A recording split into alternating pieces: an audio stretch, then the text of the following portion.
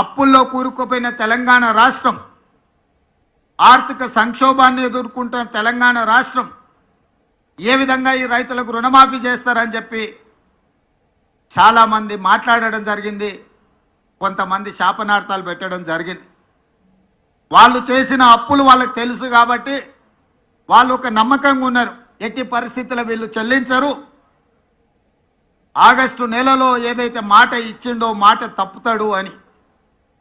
నేను మా ఆర్థిక మంత్రి గారు మా అధికారులతో కూలంకషంగా చర్చించి ఇటు వ్యవసాయ శాఖ అధికారులు అటు ఆర్థిక శాఖ అధికారులను అందరినీ కూర్చోబెట్టి ఎట్టి పరిస్థితుల్లో రుణమాఫీ జరిగి తీరవలసిందే, దీంట్లో ముందుకు వెళ్ళవలసిందే, ఈ సంక్షోభాన్ని ఈ సమస్యను పరిష్కరించాల్సిందే అని చెప్పి ఖచ్చితంగా కూర్చొని ప్రణాళికలు రచించి అన్ని రకాలుగా నిధుల సమీకరణ చేసి ఈనాడు రెండవ విడత 6,198 కోట్లు, దాదాపుగా 6,40,000 మంది పైచిలకు రైతు కుటుంబాలకు ఈరోజు చెల్లిస్తున్నాము.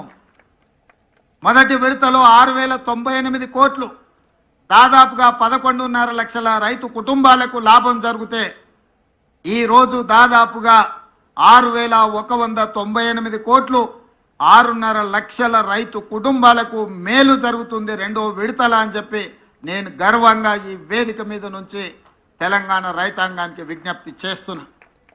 ఇది మా చిత్తశుద్ధి, ఇది మా పరిపాలన దక్షత.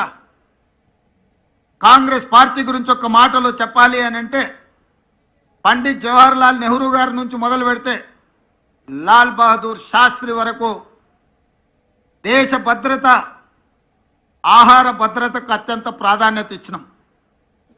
అందుకే ఆనాడు జై జవాన్ జై కిసాన్ అనే నినాదంతో కాంగ్రెస్ పార్టీ ప్రజల దగ్గరికి వెళ్ళింది.